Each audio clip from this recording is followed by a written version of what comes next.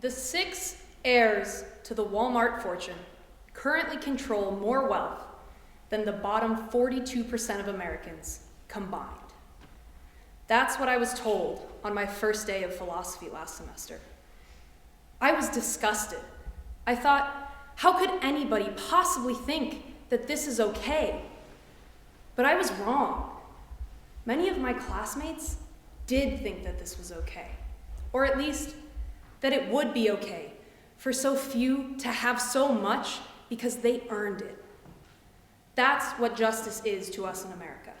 The concept that we've earned it, that we deserve it, that it's right for us to have it because we worked hard for it.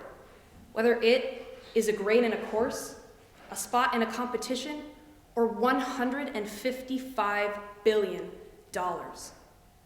But what does it mean to earn it? I grew up in a farm town in Colorado, and my best friend from high school works 3 jobs just to put herself through school at the University of Colorado. Dominique, she wasn't born into a wealthy family, and last summer with those 3 jobs, she made more than both of her parents combined. She did everything right in high school, got straight A's and loads of scholarships, and yet still, she is going to graduate with thousands of dollars of debt. Last year, the estimated cost for CU's engineering program was $31,934. Minimum wage, $11.10 an hour. That's 2,877 hours of work just to pay for that 1 year of school. That's 55 hours a week, on top of studying to become an engineer, hanging out with friends, experiencing 1 second of the college life that we here at Amherst are so privileged to lead. 55 hours a week means scheduling all of your classes on Tuesdays and Thursdays because every other day you're working 11 hours at Starbucks. It means doing your problem sets, writing your essays on break between your morning and afternoon shifts. And it means, whether your professors know it or not, you know that you're not doing your best work because you're struggling just to survive. So how can we fix this? I say we institute an inheritance tax, a 40% tax on any inheritance over $10 million anywhere in the United States. I'm not against providing for your children, but if one person is providing 42% of the country's wealth to their 6 kids, that bottom 42% cannot be doing okay. You can keep what you've earned while you're alive, and you can even give your kids $10 million, which, by the way, is more than my high school classmates will ever see in their lives. But past that, it's time for you to give back. You've set your kids up with a nice life. Now make sure every kid in America has a chance at that nice life too. This is not a revolutionary proposal. The US already has a federal estate tax at the rate of 40%, but special interest lobbies have made it such that it hardly applies to anyone anymore. We need this tax to work.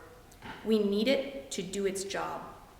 Because imagine what Dominique's life could look like if the funding from this tax allows us to decrease public college tuition by half. Now she's paying $15,000 a year. Now she's working 26 hours a week. And imagine if the cash flow that this program creates allows us to finally raise the minimum wage to $15 an hour. Now, she's working 20 hours a week, what most of us would call a part-time job. We have the resources to do this. They're just sitting in the same trust funds that they've been in for generations, while the middle of the country stagnates and starves on its feet. This doesn't happen without legislative action. So I need you to vote. Vote for candidates who understand how important a redistribution of wealth is. Get educated, not just on presidential candidates, but on your senators, your congressional representatives, your county seat races. This is going to require bottom-up change. Do your research, and then vote for candidates who see an American dream still, buried under piles of student debt and generational class warfare. To save Dominique's life and the lives of millions of Americans just like her, we need to get to the polls and put people in office who see a future for them. Because when Dominique gets out of college, she wants to become an environmental engineer. But with the amount that she's working, she might have to change majors. She could have a high-paying job, a nice life. Maybe she could even make those $10 million and pass them down to her own kids. She has earned it, and she could get it, but not if that money stays in those same pockets.